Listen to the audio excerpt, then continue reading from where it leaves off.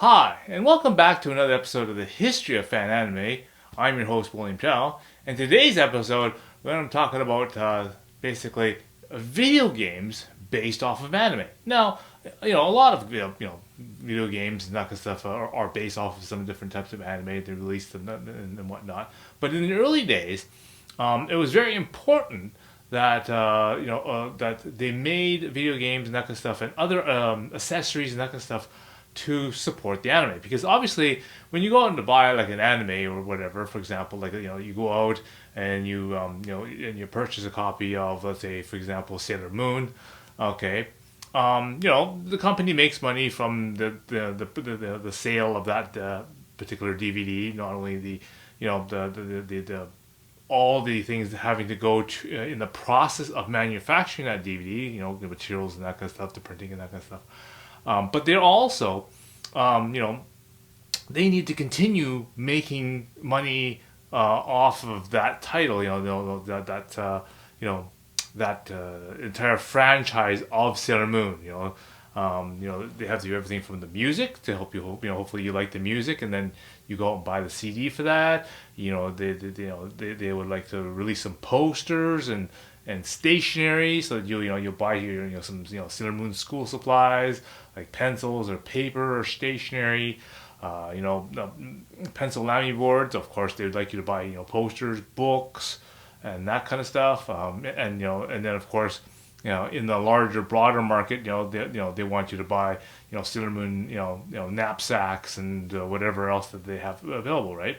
But one of the other things that that a lot of companies will do, and it's fairly easy to do in some cases, is to make a video game, because that way they can then charge you again for you to buy like a game or something for that particular anime. So basically, I want to go over some of the video games that came out for the PC Engine system. Okay, now the reason why I chose the PC Engine system is because while all of us here in North America and probably across the world, we're all used to basically growing up in that era of Sega Genesis and Super Nintendo. Okay, I mean when we talk video games of this era, most people will say, yeah, I had a Sega Genesis or I had a Super Nintendo.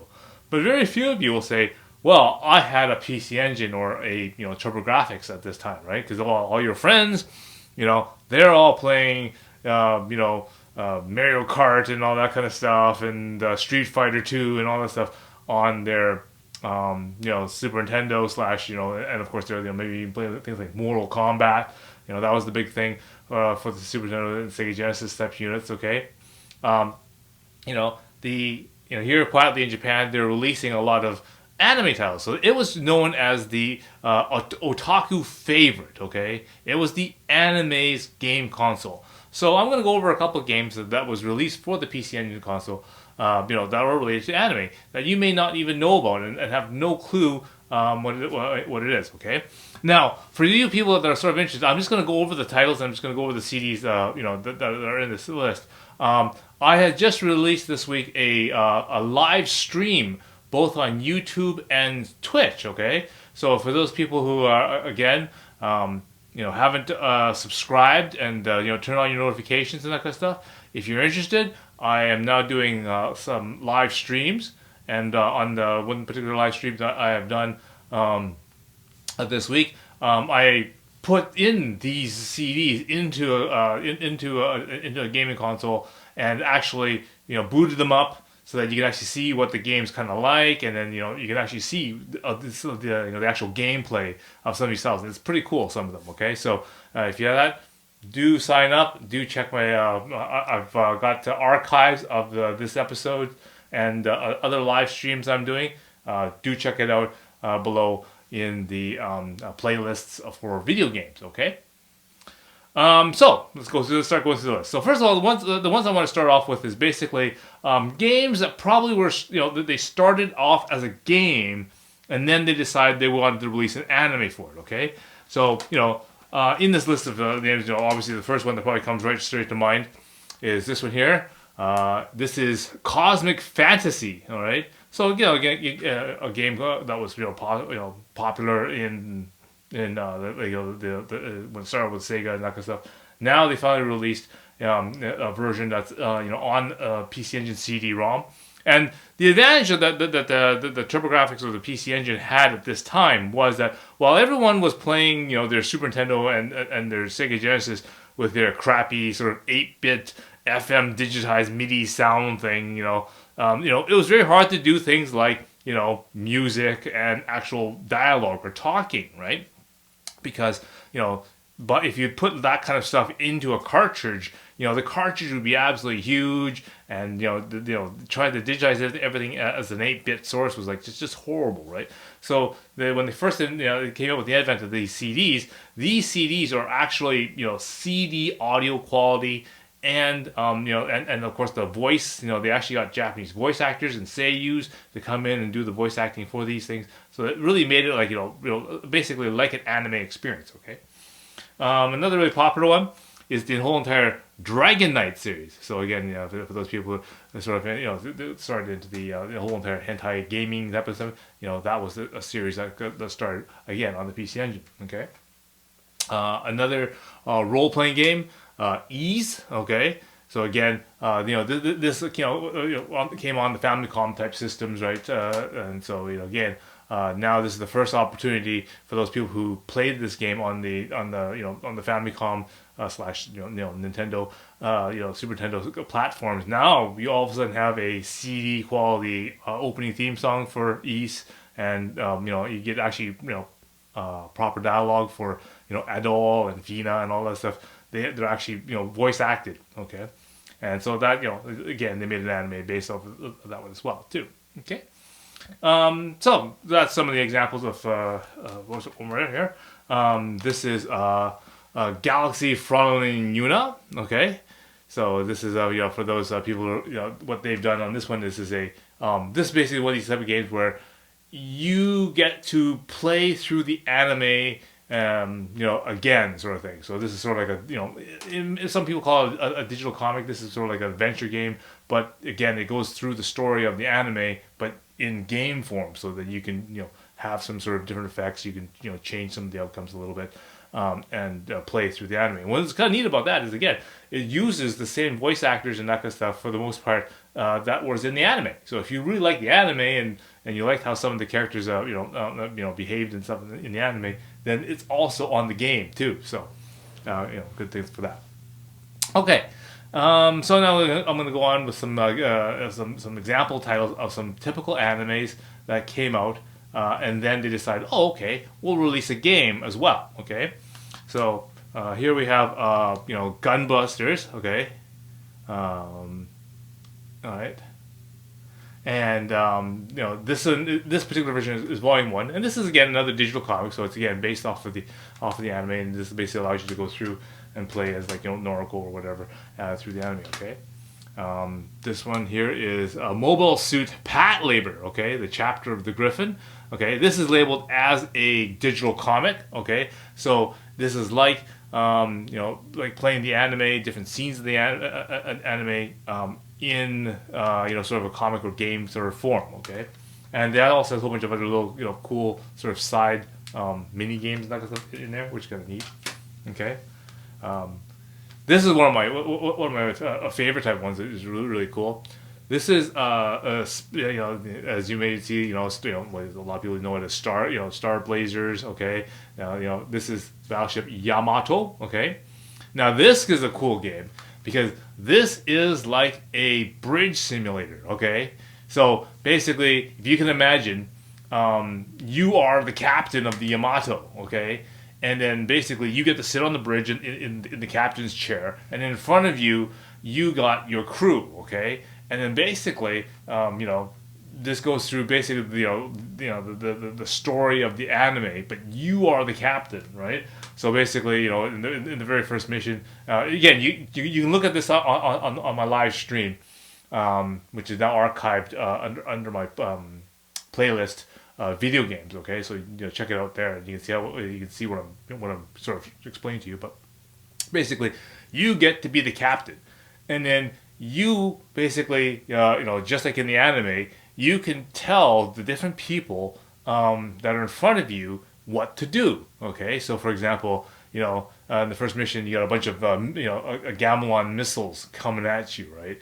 And and so so obviously what you have to do is you have to tell the gunner, which is in this case Koto, and you have to tell him, okay, do basically anti-missile defense, right? And then you select him, and then he will go and fire the anti-defense guns against the missiles, right? You also have your navigator. You can tell him to swing the ship around or whatever. You've got the comm girl basically telling you what's going on, how many meters is the missile coming, and things like that. So you can switch and go between all the different commanders or the different officers, and have them do and tell them what to do. Okay, so it's kind of a fun kind of simulator. So it's relatively easy to play too. So that was really always cool. Another one here is the Sailor Moon collection. Okay, so this one is basically for Sailor Moon and Sailor Moon R, and basically it sorts it by the different characters. So if you like a particular character, which in my case is Sailor Mars, you can go right to her icon, and then you can do you can go to her, you can put different clothes on her, and then it plays out a different part of the the interaction, that kind of stuff of her in this thing. So there's different things that you can do as in the Sailor Moon section. Okay. Now the other ones that they've made, which is really popular, was Sailor Moon fighting games. Okay. Now the PC Engine, of course, or Super Nintendo had a really basic Sailor Moon fighting game, but again, the problem with that one was it was only for the first Sailor Moon, right? Because that's in terms of when the timeline it came out, that was when it had right. So it only had the base characters in that one. There's also another really good one for the 3DO, which is a kind of sort of 3D kind of rendered one, but still 2D fighting kind of thing. But that one was really good because it included all the new Sailor Moon, all the way up to Pluto. Okay, so that was really good for if you want to do fighting in that one. So that was good. And of course, the later versions came out for the PlayStation and all that stuff, which is definitely worth checking out. But that's an example. When I'm talking about fighting games, again, here's one for Dragon Ball Z. Okay, so again, they've already made a Dragon Ball fighting game for the Super Nintendo. Now they've built one for the PC Engine. Again, contains some more dialogue and actual opening theme song for Dragon Ball Z. So you get the whole Chala thing. So that's all going good. And again, now of course, on the PlayStation they've released newer versions of the Budokan and all that other stuff. They've made new versions, and of course even for the PlayStation 4 they continue releasing more versions of the Dragon Ball Z fighting game. So it's really, really good, and that's one of the starts that they did for the PC Engine. Okay, here's another one. The Tenchi Muyo the game. Again, this is a more of a digital comic again. Okay, and you can get go through the story right from the very beginning where Yoko meets up with Tenchi and all kind of stuff. So that was a really cool one there. Here's another really super classic, the Cyber City Oito. Okay, so this one is like an RPG a game where you get to play like the detective, and you're running, and basically you get to control them through the town, and you get to bump into different people, and then you get to talk to them.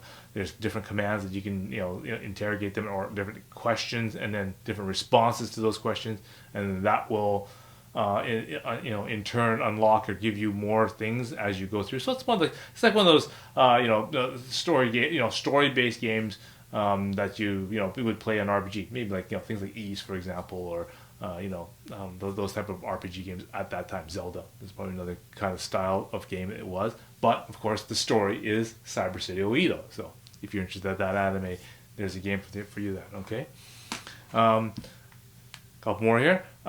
This is another one here. This is Princess Minerva. Okay, again, this is another one of these kind of like RPG fighting type games where you are the little character, you have your different stats, and then you have to fight different magical monsters and that kind of stuff. This is really popular because this has a lot of female characters and that kind of stuff, and this is also one of those ones where it's not really a hentai, but it kind of they're trying to portray it as that. Again, if you watch the anime, you can see different hints and that kind of stuff like that, but it isn't really. So that's what they also did on the PC Engine version. Okay. If I do, I didn't put that on my on live stream because Twitch is a little bit finicky and picky about that kind of material. So, but definitely it's something worth checking out if you have a chance to see this game. Okay, so now that I'm getting down to the last the two ones here, and these are probably one of my most favorite type because again, one of my favorite games that I love playing is Line Greaser. Okay, and as an anime game, that's all Satoshi Ushihara. Okay, so in the same style as Line Greaser, I've pulled out this game. Okay, this is one of my favorite games. This is the Macross game. Okay, basically strategy game. Would be the love story or love song type of game. Okay, now this one is based off the original Macross. So for you people who don't remember, that's the Robotech series, the very first one, and it's really good because again, it's like Line Greaser or / War Song. You basically have units on this board. You get the command structure is very simple. It's very similar to Line Greaser, but the difference is, of course, now you have a basically Valkyries, fighters, and that kind of stuff. You got the Zentrades coming in, and you basically got to position your fighter and to basically intercept them. You've got get long range weapons like missiles and that kind of stuff. You got short range gun pods and that kind of stuff. So basically, it's a really good adaptation of a strategy type game. Again, using that sort of Line Greaser type engine and whatnot to basically make the game. They're both Line Greaser and this Macross game are both made by a company called Messiah, which really does a really good job of these strategy type games. So definitely, if you're interested in that kind of thing, i.e. if you're a Line Greaser mobile player or whatever, do definitely check out this game, Macross Love Story for the PC Engine. It definitely is definitely worth playing. Okay. And the last one I'm going to do, I'm going to give sort of an honorable mention, is this one here. Okay, this one is called Lady Phantom. Okay, now it's not really an anime. Like they didn't make an anime based on this particular game. Okay, but it is so much like two animes put together. It's basically, virtually, it basically is Bubblegum Crisis. Okay, it's basically 5 chicks. They wear these armored suits and they basically go and do missions and that kind of stuff. Again, it has that sort of 5 girls in hard suits. That's your Bubblegum Crisis sort of scenario here. Kind of a futuristic scenario, so it's more like Soul Bianca. Okay. And of course, they're sort of like a special forces team. So it has that feel of said cosmic fantasy, maybe Dirty Pair type of thing, because it's all girls type of thing. That again, a really easy game to play. I remember during one of the V-Con, so one of the science fiction cons that we used to have in Surrey. I remember I set that up on my table. And basically, I allowed people to come on and basically try the game out, play it along, and then basically since there's 5 girls, I just basically said, okay, you get to play the red girl, you get to play the green girl, and then basically as people come, they can grab the controller and play that character. And it's very easy to play, a nice little hex grid strategy where you're fighting and shooting at different things. And again, each of the girls have different abilities, the lead character is pretty much just like Pris. She has a beam saber, lightsaber, beam saber. She's got your standard assault rifle, and then you've got you got other characters like the green character. She's more like your heavy artillery unit. So she's got grenade launcher and heavy assault, artillery cannon. Okay. The purple character is your sniper, so she only has one rifle, but again it has different strengths at short, medium, and long range. So again that's your sniping type. So it's kind of a fun different game that you might want to again try out. Okay, and for those people again, on the North American side, this thing got released as the TurboGrafx. Okay, and if you buy it as a TurboGrafx, then you get the TurboGrafx CD attachment that puts on the back of it. If you're not able to do that, they have this thing called the TurboGrafx Duo, which is basically a CD-ROM unit and PC and Hue card player all together in one unit. Okay, in Japan, of course, they released it as the PC Engine CD, the PC Engine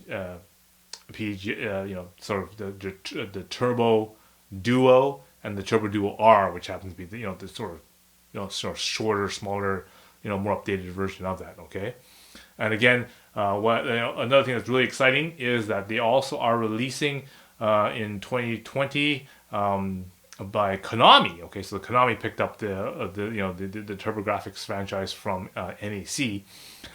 They're planning to release a TurboGrafx Mini, or a PC Engine Mini, and again that's going to be preloaded with a whole bunch of various different games. None of the ones, of course, I've listed here, but I'm sure they'll figure out a way to basically add these games in there somehow, and then you'll be able to play that then. So there's lots of things they'll be looking forward to in the near future. So it gives you a good chance to check these things out. All right. So what you want to do right now is you want to go down below. You want to hit like and you want to hit subscribe. And definitely, if you want to start catching my live streams on YouTube and on Twitch, you definitely want to hit subscribe and you hit the notifications. And then that way, when I actually start the stream, which is usually around, like when Greaser does their reset around 10 p.m. Pacific Standard Time. So, I like to use to start the streams maybe around, maybe as early as 8, but, more like probably like 9. And I'll do it for about an hour or 2 hours because YouTube starts complaining when it's too long, right? So so I do like live streams at that time. Again, if you want to join in, you want to talk and ask questions, make comments, by all means come in and join. Either that or on YouTube or on Twitch. Do join me on that and basically again both are free, both are do follow and and if you want to you can subscribe as well too. Right? So, until next time, see you again.